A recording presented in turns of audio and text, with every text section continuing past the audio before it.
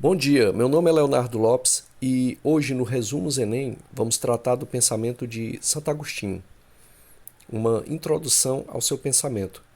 Assim como outras aulas que trouxemos, este diagrama ele tem a função de fazer uma introdução ao pensamento de Santo Agostinho, ou seja, os principais tópicos e subtópicos que o aluno tem que estudar para começar a estudar o pensamento deste importante autor do fim da antiguidade.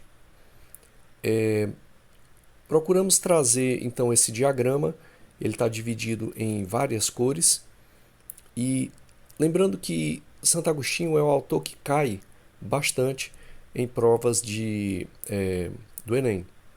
Dentro desse período mais do pensamento medieval, nós temos em Santo Agostinho e São Tomás de Aquino os dois principais autores que caem mais. Esse diagrama, justamente por ter a pretensão de apresentar um panorama geral do pensamento, da obra, da vida deste autor, ele ficou um pouco extenso. Então eu aconselho que se você estiver vendo essa aula por um smartphone, por uma tela pequena, você possa depois tirar um print da tela e estudar a partir de uma tela maior, para poder visualizar melhor todos os aspectos que esse diagrama traz. Então vamos direto ao diagrama. Vamos começar aqui na cor roxa, aonde fala do contexto histórico, inicialmente da vida e obra. Então acompanhe aqui pelo diagrama. Agostinho de Hipona nasceu em 354 depois de Cristo, em Tagaste, na atual Argélia. Então ele é um autor, ele é um filósofo africano. Ele nasceu ao norte da África. Nascido em 354, veja que a conversão dele ao cristianismo se deu em 387, num evento que ele narra numa obra chamada Confissões, o famoso Conversão no Jardim de Milão. Está narrado lá na obra Confissões. Ele foi sagrado depois bispo de Hipona.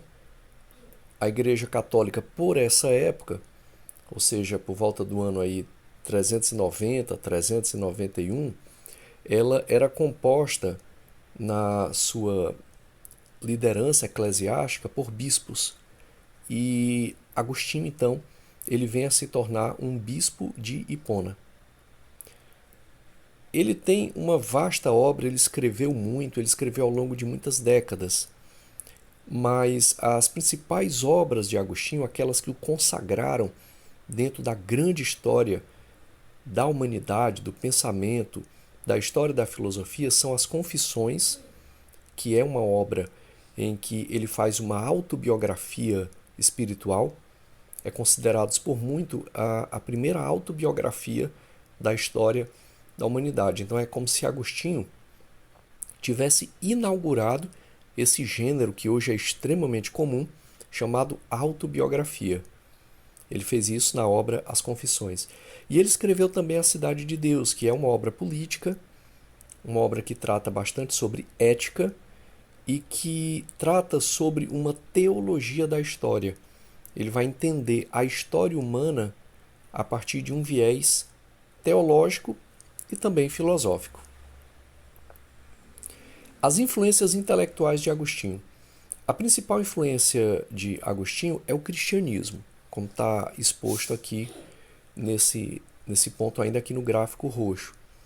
Agostinho era cristão, ele veio de uma família cristã.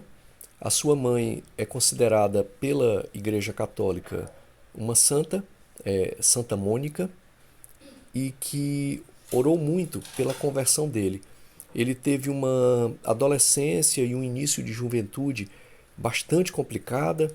Ele buscava muito, ele tinha uma busca muito incessante dentro dos aspectos intelectuais e dos aspectos morais.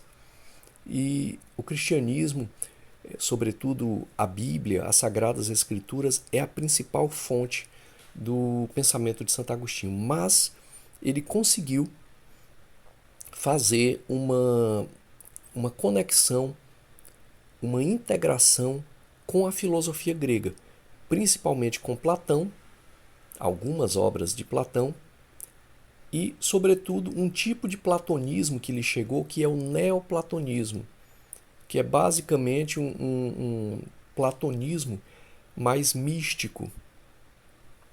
Ele integrou esses dois aspectos, assim como algumas obras de Aristóteles, e a partir dessa integração ele fez uma síntese entre cristianismo e platonismo, entre filosofia e cristianismo. Ele foi também um profundo estudioso da retórica. Quais são, acompanhe aqui pelo diagrama no gráfico na cor azul, os principais temas filosóficos. O que é que você tem que estudar em Santo Agostinho para conseguir fazer as questões do Enem? Você tem que estudar, dentro do pensamento dele, a relação entre fé e razão, a busca pela verdade, a filosofia da história, a questão do livre-arbítrio e do mal, e do tempo e da eternidade. Esses 5 pontos, existem outros, mas esses 5 pontos são os pontos fundamentais com os quais você tem que lidar para conseguir resolver as questões do Enem. Então, acompanhando pelo diagrama na parte azul, vamos ao primeiro aqui, a relação entre fé e razão. Então, Agostinho busca uma harmonia entre filosofia e religião, ou seja, entre razão e fé. Como está aí, a razão como meio de compreender a fé. Então, ele tem uma clássica fórmula que é a seguinte: eu creio para compreender, eu compreendo para crer. Ou seja, para ele, todo processo racional, que algumas pessoas vão dizer que em Agostinho é suprarracional, mas isso não nos interessa bem nesse ponto, mas para Agostinho, a razão ela é secundária. Primeiro principia a fé. A fé vai levar à razão. E a razão, por essa fé, vai levar a ter uma fé melhorada. Acompanhe ainda pelo diagrama a busca pela verdade. Essa é a busca clássica dentro do mundo grego, dentro de Sócrates, Platão e Aristóteles. Tanto que Agostinho ele restaura a noção socrática, lá do Sócrates, do conhece-te a ti mesmo. Porém, essa busca pela verdade em Agostinho ela ganha novos contornos, ela é cristianizada, porque a verdade é Deus. Então, buscar a verdade pela fé e pela razão, por esse amálgama da fé e da razão, é sobretudo como objetivo final, que a gente chama em teologia de finalidade ou teleologia, encontrar-se com Deus. Agostinho também trabalha muito a questão da filosofia da história. Na sua obra Cidade de Deus, ele diz que a vida dos homens ela é composta por uma guerra entre a cidade dos homens e a cidade de Deus. A cidade de Deus ela é fundada pelo amor do homem a Deus e a cidade dos homens é fundada pelo amor próprio ou pela vaidade e ganância, o egoísmo humano. Então, essa cidade dos homens, que é a cidade do pecado, ela está o tempo todo lutando contra a cidade de Deus, que é a cidade da graça. Ainda aí no gráfico na cor azul, veja que uma parte grande de Agostinho, e geralmente isso aqui cai bastante nas questões do Enem, é a sua relação do livre-arbítrio e do mal. O que é o livre-arbítrio? É a capacidade de escolha. E o que é o mal? Aí é onde Agostinho vai ter a sua versão filosófica daquilo que é o mal. Então, acompanhe aí, ele vai dizer que a origem do mal como a ausência do bem. Veja, Agostinho não vai acreditar que o mal ele tem uma substância própria. Lembremos aqui de Aristóteles. O mal não é uma coisa existente por si mesma. Ou o mal não tem uma força em si mesma. O mal não é nada. Mas aí claro que a gente pergunta, se o mal não é nada, por que nós vemos tanto mal no mundo? Ele vai dizer, porque o mal é a ausência do bem. Toda vida que falta o bem, surge o mal. E isso é uma ideia que ele retira tanto da Bíblia quanto lá do Platão. Então, quando ele reflete então sobre essa liberdade do mal, ele vai refletir sobre a liberdade humana. Quer dizer, o homem é livre tanto para pecar como para adorar a Deus. Há uma liberdade humana e há uma responsabilidade moral. O homem é responsável por seus atos, porque o pecado, o mal, Agostinho não coloca em Deus.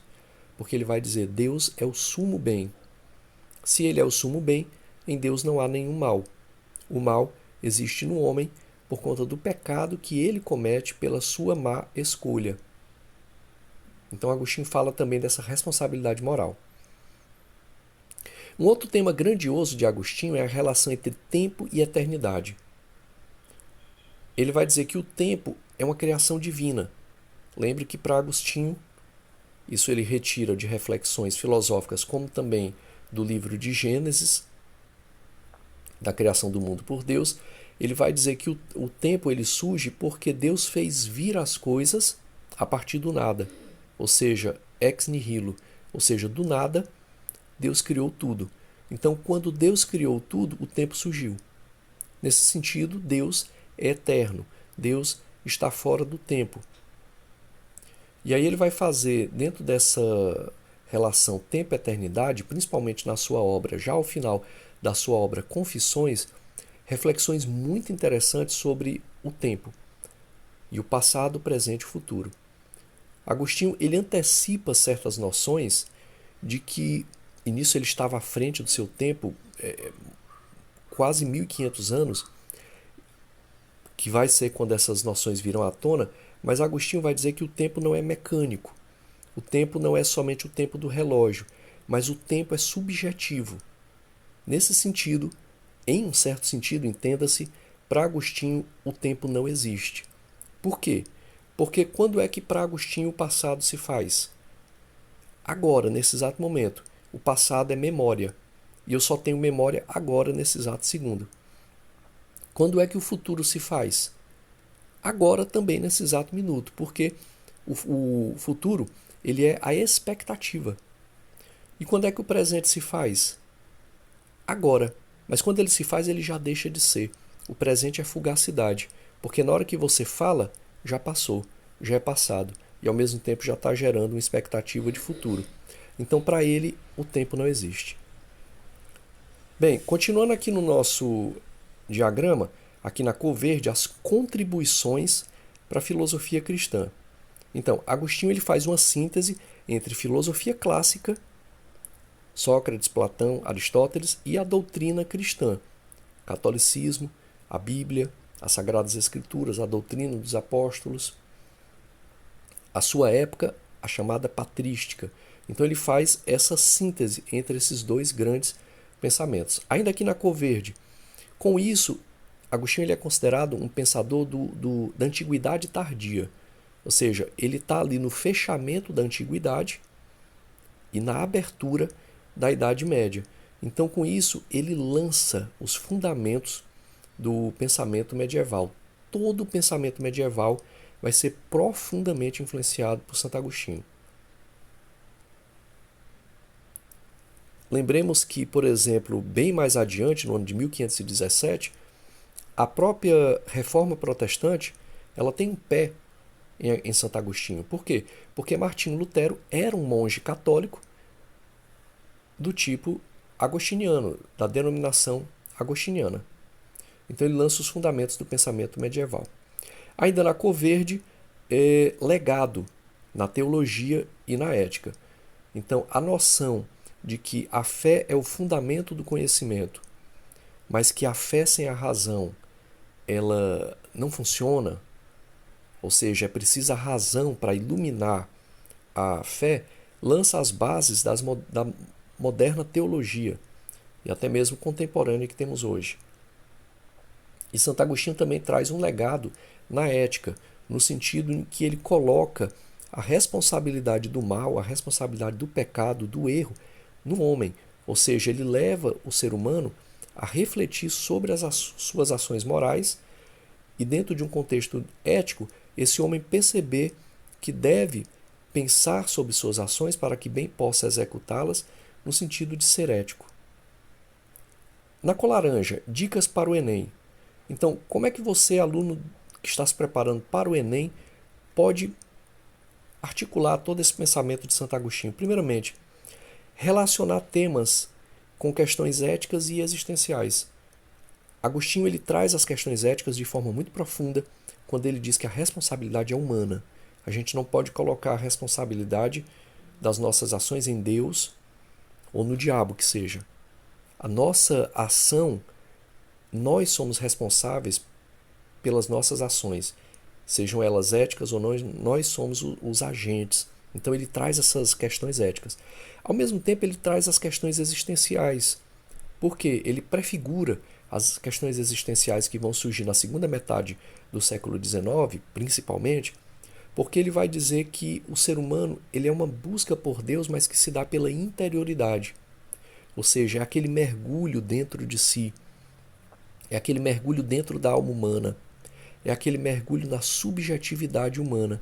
Então ele inaugura também essas questões existenciais. E você pode relacionar isso com temas do Enem ou até mesmo em algum contexto de redação.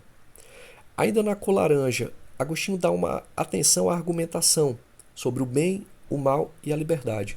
Ou seja, ele vai mostrar que o ser humano é livre para a ética ou para o pecado. Ele vai mostrar que o mal é fruto da ação humana e não de Deus, assim como o bem pode ser entendido a partir de um horizonte de sentido fundamental, que é o sumo bem, que é Deus, para Agostinho, e com isso nós podemos participar então e realizar também bons atos. O ser humano também é voltado para Santo Agostinho, a partir de Deus, para o bem.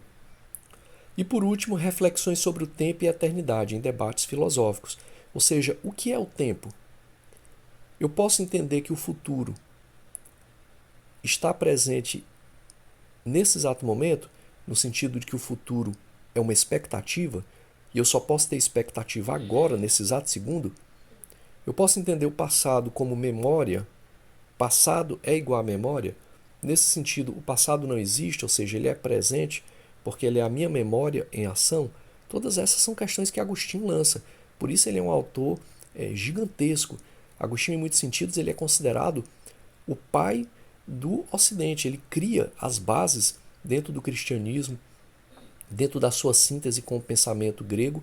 Ele cria as bases não só para o medievo, o período medieval, mas também para muitos aspectos que emergem na Idade Moderna e até mesmo contemporânea. Bem, essa foi a nossa aula sobre Santo Agostinho. Obrigado por chegar até aqui. Se você gostou, deixa um like, se inscreve no canal e bons estudos para todos.